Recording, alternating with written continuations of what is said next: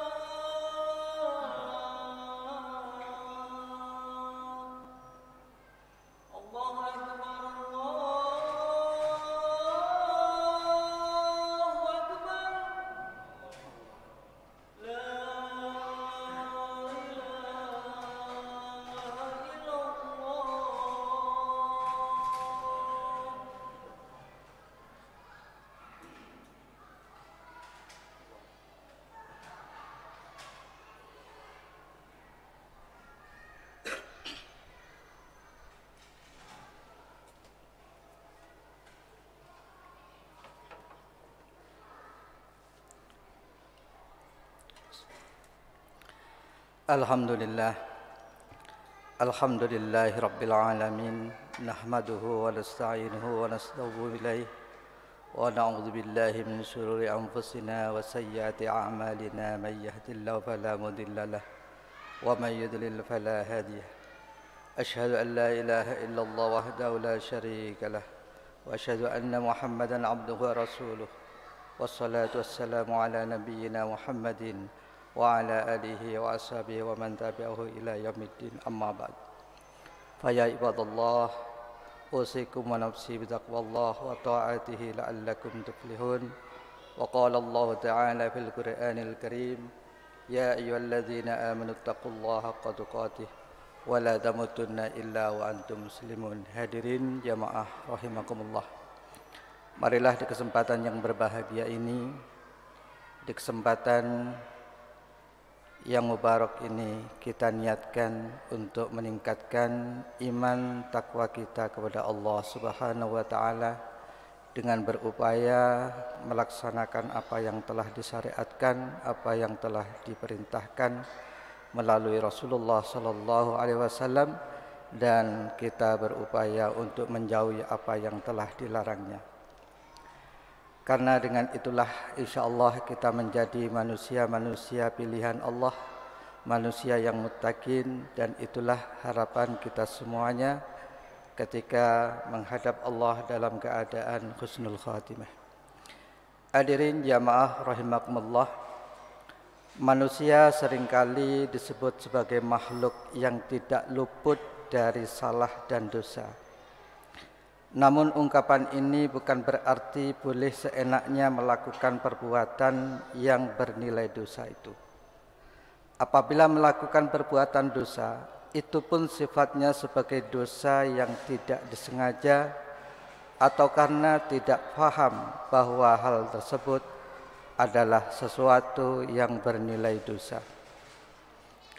Agar tidak berakibat fatal atas dosa yang telah dilakukan, maka ada 4 sikap penting yang harus ditunjukkan terhadap kesalahan yang telah kita lakukan tersebut. Yang pertama, mengakui kesalahan dan tidak merasa suci. Orang yang bersalah meskipun kesalahan itu dilakukan karena tidak tahu atau dalam masyarakat sering disebut dengan kesalahan yang tidak disengaja, ia tetap harus mengakui bahwa itu telah melakukan kesalahan dengan sampai orang tersebut tidak merasa bersalah. Jangan sampai kita merasa tidak bersalah atas kesalahan yang telah kita lakukan. Dan jangan sampai kita tidak mau bertobat atau meminta maaf atas kesalahan yang telah kita lakukan. Manakala seorang mau mengakui kesalahan, hal ini akan membuatnya mudah untuk segera bertobat dan tidak merasa suci yang pantas membela diri.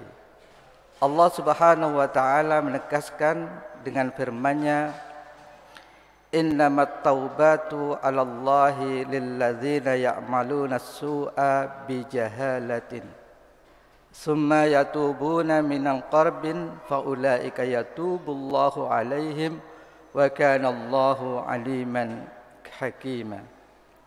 Sesungguhnya bertaubat kepada Allah itu hanya pantas bagi mereka yang melakukan kejahatan atau kesalahan karena tidak mengerti, kemudian segera bertaubat. Taubat mereka itulah yang akan diterima oleh Allah. Allah Maha mengetahui, Allah Maha bijaksana. Quran Surat An-Nisa ayat 17. Selama ini banyak orang yang melakukan kesalahan tetapi tidak merasa bersalah. Akibatnya ia tidak mau bertobat atau tidak mau meminta maaf. Padahal ia sebenarnya sudah mengakui di dalam hatinya bahwa ia memang telah bersalah, tetapi merasa gengsi untuk mengakuinya kesalahan tersebut, apalagi di depan publik. Hal ini membuatnya menjadi tidak tenang dan sangat khawatir. Padahal kesalahan itu suatu ketika akan terbongkar juga, dan pada masa ini akan terasa lebih berat untuk diterima daripada sejak awal ia mengakui kesalahan tersebut. Oleh karena itu, apabila bersalah, apabila kita sudah memahami bahwa kita memang telah bersalah atau melakukan dosa, akan sangat baik jika kita segera mengakuinya. Itulah sikap yang harus kita tunjukkan pada kesalahan kita. Kemudian yang kedua, yang harus kita tunjukkan apabila melakukan kesalahan adalah segera bertobat dan meminta maaf kepada orang yang telah kita berbuat salah tersebut. Tiada jalan bagi orang yang bersalah kecuali segera bertobat kepada Allah dan meminta maaf kepada orang yang telah kita salahi itu. Jika kesalahan itu dilakukan kepada orang lain, maka kita juga harus minta maaf kepada orang tersebut. Kemauan untuk bertobat dan meminta maaf akan membuat dosa itu tidak menjadi beban yang memberatkan jiwa kita. Allah Subhanahu wa taala pasti akan menerima tobat siapapun, bahkan sebanyak apapun dosa yang dilakukan oleh orang tersebut.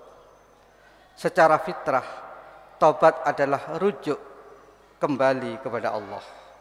Dosa membuat manusia menjauh, bahkan bercerai dengan Allah sebagaimana suami istri yang sedang bercerai. Manakala manusia mau bertobat kepada Allah, maka dia pasti akan menerimanya, berarti dia telah kembali kepada Allah. Wa may ya'mal su'an aw yadhlim nafsahu summa yastaghfirullaha yajidullaha ghafurur rahim. Dan barang siapa bertaubat atas kejahatan yang menganiaya dirinya, kemudian dia memohon ampunan kepada Allah, niscaya dia akan mendapatkan Allah Maha Pengampun, Allah Maha Penyayang. Itulah janji Allah kepada kita semua umat Islam. Tobat dari segala dosa memiliki kedudukan yang sangat penting. Hal ini harus dilakukan segera mungkin agar tidak timbul penyesalan di dalam hati. Jangan sampai kematian hadir sebelum tobat dilakukan. Tobat dan meminta maaf harus dilakukan secepatnya sesudah menyadari kesalahan itu. Taubat atau minta maaf tidak mengenal waktu yang tepat. Seorang tidak boleh merasa gengsi untuk meminta maaf kepada siapapun. Apabila orang suami telah bersalah kepada istrinya, ia tentunya harus minta maaf kepada istrinya. Jika seorang bapak bersalah kepada anaknya, ia pun harus minta maaf kepada anaknya. Makanya seorang atasan bersalah kepada bawahan, ia pun tidak boleh malu dan gengsi untuk menyampaikan permintaan maaf. Begitulah seterusnya. Karena Allah berfirman, "Wasari'u ila magfiratin mir rabbikum wa jannatin arduhas samawati wal ard uiddat lil muttaqin."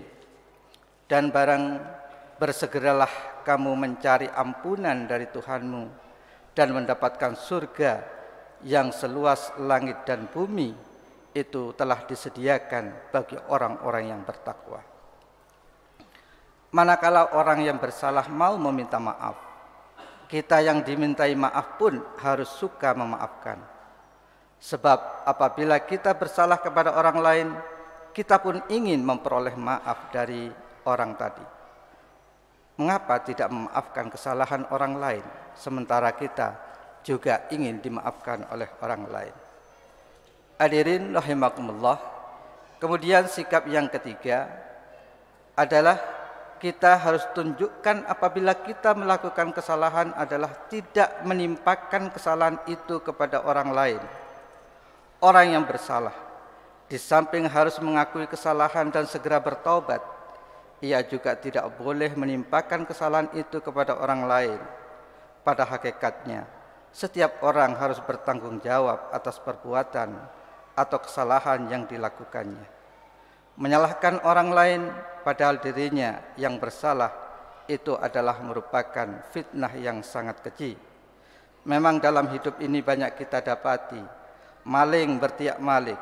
Perbuatan ini disebut keji karena fitnah merupakan dosa yang besar.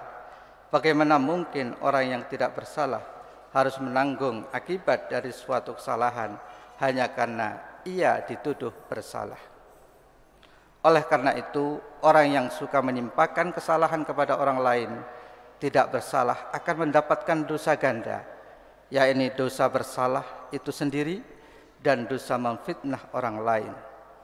Allah menyatakan di dalam Al-Quran, wa may yaksib isman fa innama yaksibhu ala nafsih wa kana Allahu aliman hakima. Wa may yaksib khati'atan aw isman summa yarmi bihi bari'an faqad ihtamala buhtanan wa isman mubina.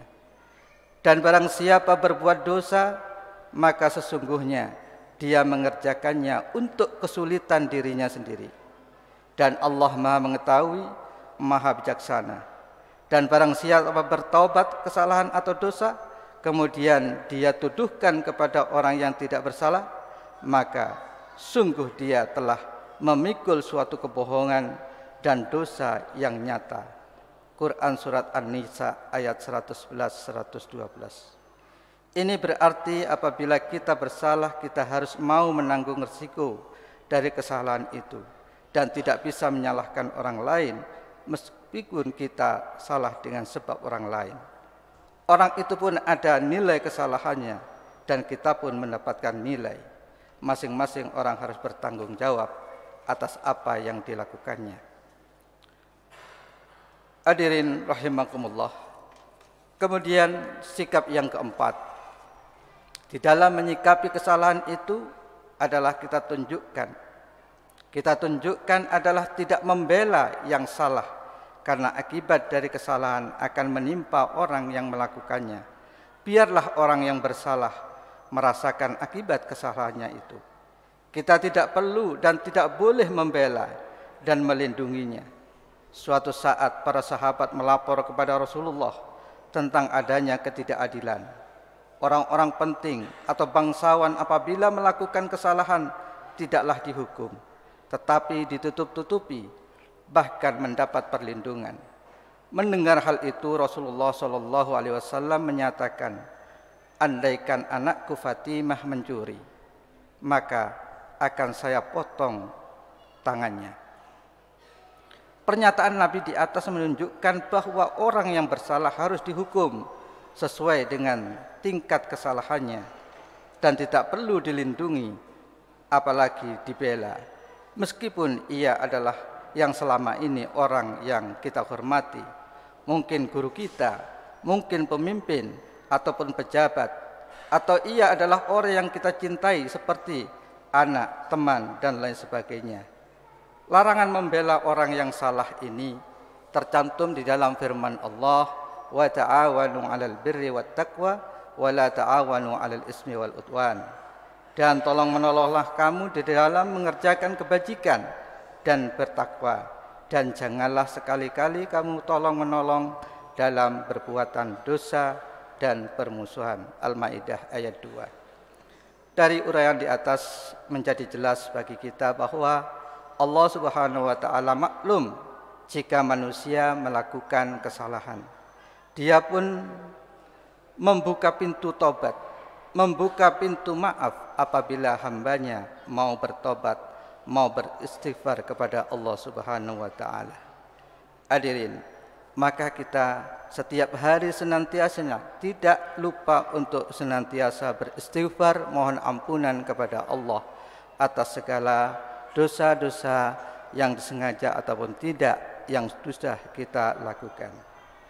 Demikianlah, mudah-mudahan khutbah ini dapat menjadikan inspirasi kita untuk senantiasa memaafkan orang lain dan untuk kita senantiasa bertobat kepada Allah Subhanahu wa taala. Barakallahu li wa lakum fil Qur'anil Karim wa nafa'ani wa iyyakum bima fihi minal ayati wa nafi'il hakim wa taqabbala minni man kunti tilawatahu innahu was-sami'ul alim.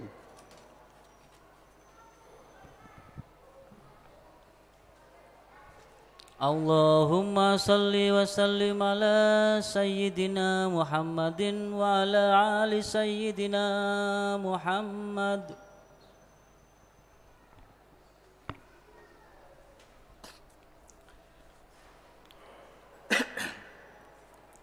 Alhamdulillah ya amarana bil ittihad wal ittisam bihablillahil matin. Asyhadu an la ilaha illallah wahdahu la syarikalah.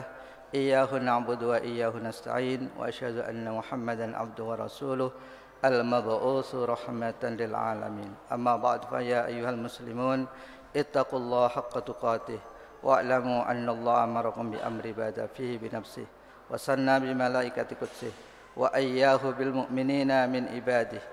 Faqala Allah ta'ala inna Allah malaikatu yusalluna 'alan nabi ya ayyuhalladzina amanu sallu 'alaihi wa sallimu taslima.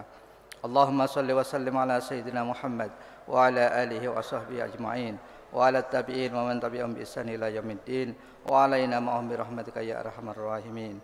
Allahumma ighfir lil muslimin wal muslimat wal mu'minin wal mu'minat al ahya'i minhum wal amwat wa ya qadiyal hajat rabbana iftah bainana wa baina qaumina bil haqq wa anta khairul fatihin. Rabbana atina fid dunya hasanah wa fil akhirati hasanah wa qina azabannar. Walhamdulillahi rabbil alamin. Ibadallah, innallaha ya'murukum bil 'adli wal ihsan wa ita'i dzil qurba wa yanha 'anil fahsya'i wal munkari wal baghi ya'idukum la'allakum tadhakkarun fadhkurullaha 'ala dzikrikum washkuru 'ala ni'amihi yazidkum wa la dzikrullahi akbar.